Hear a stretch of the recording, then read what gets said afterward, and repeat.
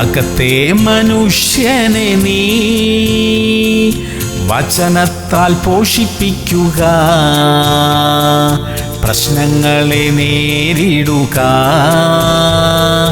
നീങ്ങിപ്പോകാൻ കൽപ്പിക്കുക.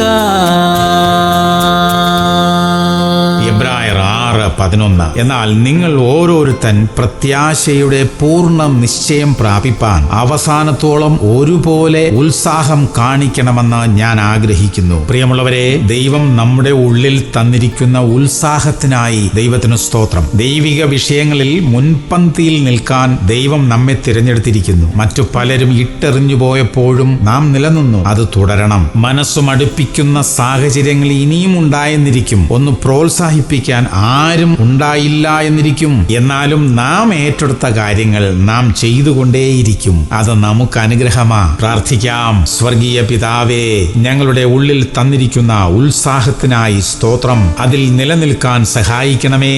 ദൈവിക വിഷയങ്ങളിൽ ഇനിയും മുൻപന്തിയിൽ തന്നെ നിൽക്കുവാനുള്ള കൃപ തരണമേ അപ്പാ. യേശു ക്രിസ്തുവിന്റെ നാമത്തിൽ തന്നെ. ആമേൻ, ആമേൻ, ആമേൻ.